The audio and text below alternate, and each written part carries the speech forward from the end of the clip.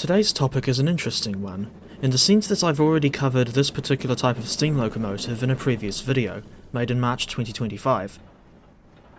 This time, we're looking at a brand new version of the London, Brighton and South Coast Railway E2 class, not to be confused with the E2 class trams in Melbourne, with these tank engines being modelled for Train Simulator by Caledonia Works.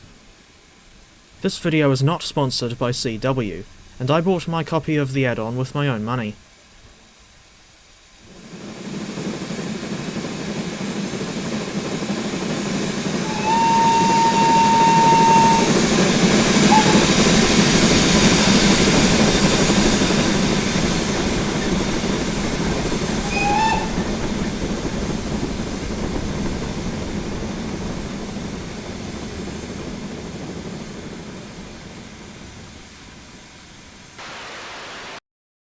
But first, a brief-ish rundown on the E2's history.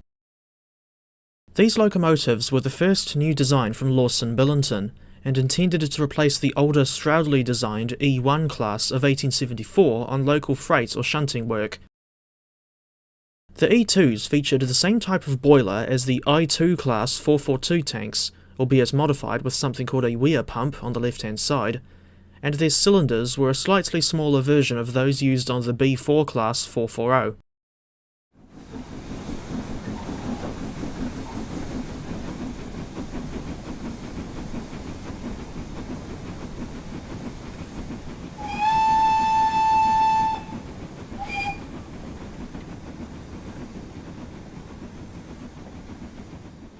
The first member of the class, number 100, was built in June 1913, initially based in Eastbourne and used on various freight workings, including the ballast trains to and from a place called Crumbles Beach.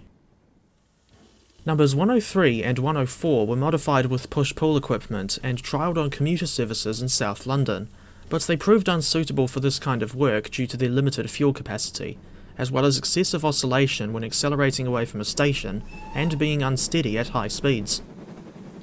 103 and 104 had their push-pull equipment removed soon after the trials.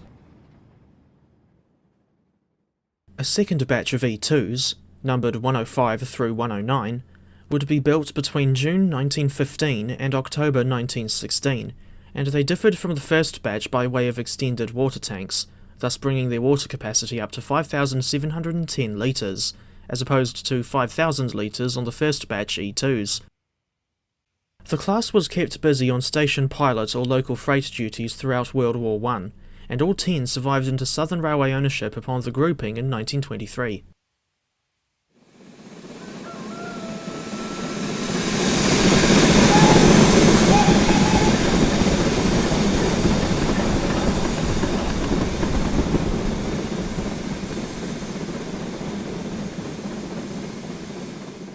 As the years went on, the E2s kept doing shunting, light freight or banking duties throughout the former LBSCR system. In the late 1930s, 2106 and 2107 worked in Dover to shunt coaches on and off the ferries from France, while 2108 and 2109 filled in for a Z-class 080 tank at Hither Green during World War II, as the Z was on loan to the War Department. All 10 E2s survived the war and became part of the British Railways fleet upon nationalisation in 1948. The E2s were a long-lasting design, but not necessarily because they were a good design. As alluded to earlier, they were delegated primarily to shunting because they weren't all that good for much else. As for why they lasted so long in service, it's a bit complicated, in a sense. According to Chris Eden Green's E2 video, the Southern Railway were working on a big electrification scheme and had plans to electrify their whole network, but the plans were put on hold due to the outbreak of World War II. The Southern was the smallest of the big four railway companies, so they didn't have anywhere near as much freight traffic as the other three, meaning that building new locomotives for freight and shunting wasn't a high priority for them. Their plan was to run existing steam locomotives into the ground and put more focus on the construction of bigger locomotives for express passenger traffic, such as the Lord Nelson class 460 of 1926. It was more cost-effective to keep existing engines in service, regardless of their suitability. Indeed, the E2s ended up as dock shunters in Southampton despite having a slightly longer wheelbase than the USATC S100 tank engines, of which the Southern Railway acquired 15 second-hand examples after World War II. They didn't have money for any more S100s, so they had to keep the E2s going to keep up with the workload at Southampton docks. In the early 1960s, Class 07 diesel shunters were introduced to replace the steamers in Southampton, and the final E2s were withdrawn from service in 1963. Sadly, none of them have survived into preservation, but thanks to their use as the basis for the North Western Railway's No. 1, they won't be forgotten anytime soon. To summarise, the E2s were far from the most successful of locomotives, but complicated circumstances kept them in service much longer than what one might have expected, and now they're one of the most famous extinct steam locomotive types of all time. CW released their version of the E2 on the 22nd of April 2026, which happened to be 1 year to the day since I was on the Tyne and Wear Metro. I realise that has nothing to do with Southern tank engines, but it's a happy coincidence that I wanted to mention regardless. In any case, the E2 is available on CW's website for £20, or $48.04 in my local currency. That tends to be the standard price for CW add-ons these days.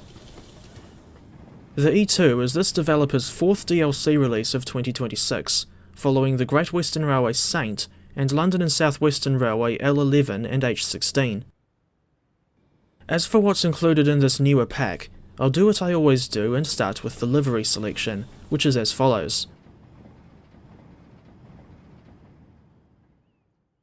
London, Brighton and South Coast Railway Marsh Umber, LBSCR Photographic Grey, as worn only by the class leader, No. 100, LBSCR Lined Black, Wessex County Committee Lined Black, with WCC being a fictional railway company and the brainchild of a chap named Monty, two variants of Southern Railway Lined Black, 1926 to 1931 and 1931 to 1935, three variants of SR Unlined Black, 1935 to 1939, 1939 to 1940, and 1940 to 1948, two variants of British Railways Transitional Black, which are perhaps the most unusual liveries in this add-on, and two variants of regular BR Black.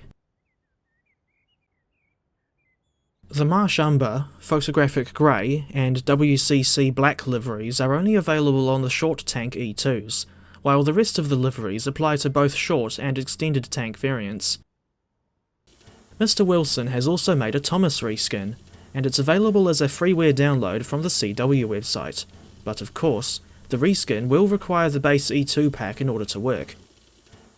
To be honest, I didn't think that Chris was going to make a Thomas reskin, let alone make it available to the public, so colour me pleasantly surprised.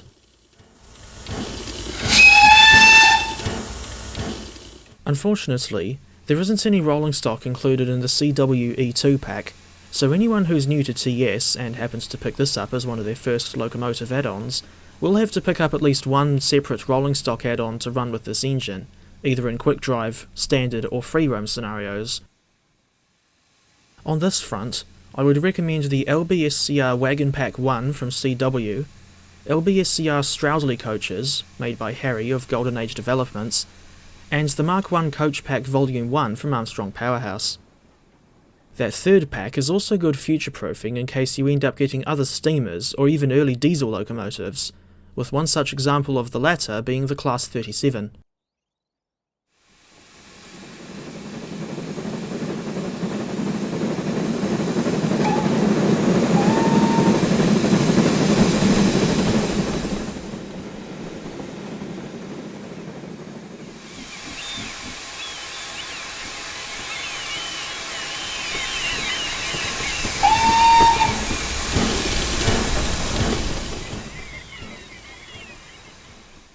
Thinking back to the short tank E2s, there are variants labelled as V1 or V2 in the scenario editor, with V1 representing locomotives 100, 101 and 102, which had lever reversers, while V2 has a screw reverser and represents locomotives 103 and 104. All of the second batch / long tank E2s had screw reversers, and another thing I noticed was parts of the buffer beams being cut off on the post-1939 variants. Apparently, this was to allow better platform clearance in the yards at Southampton docks. One last thing before moving on. Much like the LMS Fowler 4P, Stanier tanks and BR Standard 4MT tank, all of which have appeared in their own reviews on this channel, the later BR Black variants of the E2 are scripted to allow you to change the decals or overhead warning stickers in the scenario editor. That way, there's no need for separate early crest and late crest variants. Here's a better look at the footplate, which is modelled and textured to the usual high standard that you can expect from CW on a regular basis. And of course, there are numerous cab camera views.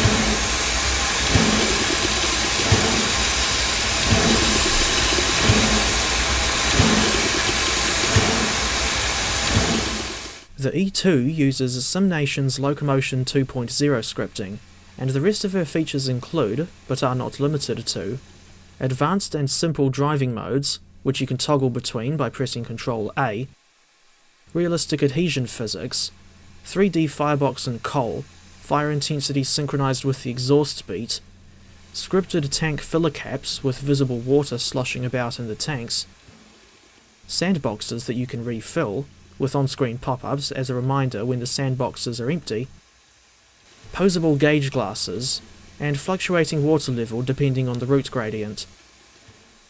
Thinking back to simple mode, and as a refresher for those unfamiliar with it, this makes the locomotives easier to drive by removing the reverser lock functionality and steam chest simulation. Locomotion 2.0 has been a standard feature of CW products since the release of the London and South Western Railway N15 Class 460 in February 2023. And before I forget, here's a side-by-side comparison between the older JH55000 and newer CW models of the E2. I remember noting, in my original E2 video, that the JH55000 model appeared to be a little bit out of scale, and it towered over Chris's model of the E4 Class 062 tank, so I was looking forward to doing this comparison. It's worth noting that the short tank variant is not included in the JH55000 pack, and that pack's livery selection is not as extensive as the CW version. I don't know about you, but personally, I think the difference between these two models is like night and day.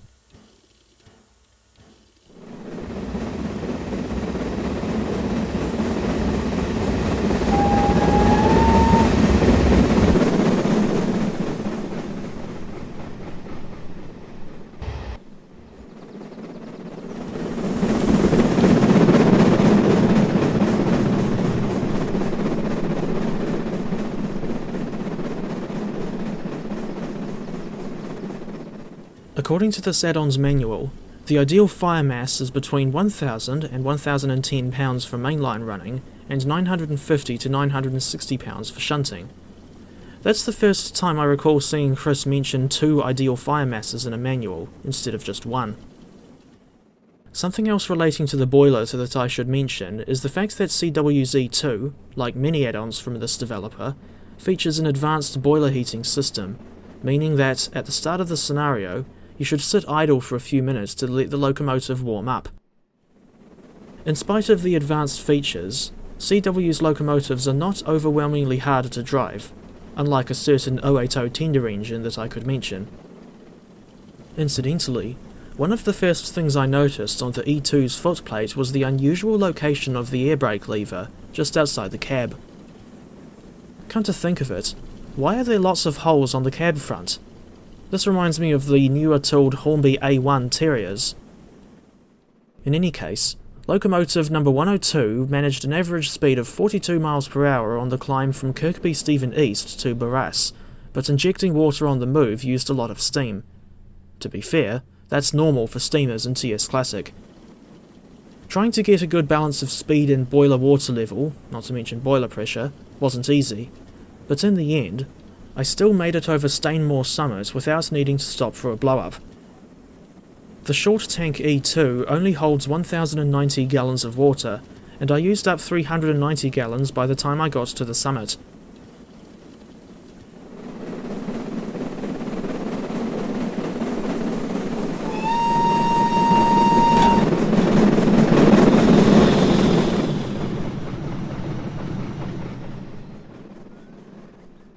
Initially, there was a bug on the LBSCR lined black extended tank variant, in the sense that it wouldn't show the numbers 8 or 9, meaning that you were only able to set the number to 105, 106 or 107. The good thing is that the bug in question was fixed fairly soon after release. Meanwhile, during a test run for this video, going from Halton Heath to Dorchester South, I got an E2 up to an absolute top speed of 57.3 miles per hour. A better performance than I was expecting.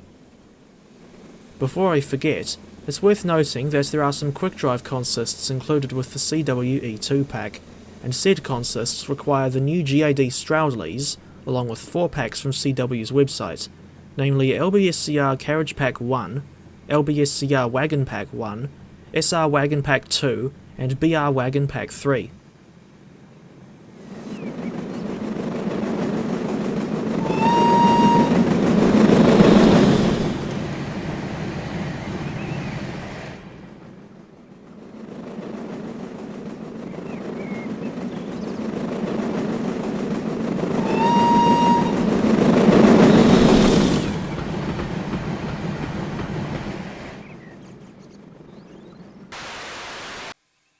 From the small detail differences between variants, to the well-done modelling/texturing and a wider selection of liveries, I am of the opinion that this depiction of the E2 from Caledonia Works is a vast improvement on the old JH55000 model of 2016.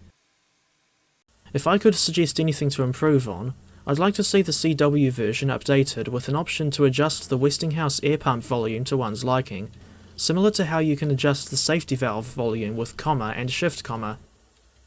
I don't know about you, but personally speaking, the E2's air pump still seems pretty loud to me, although that could just be because of how my ears process things. I'm not really sure.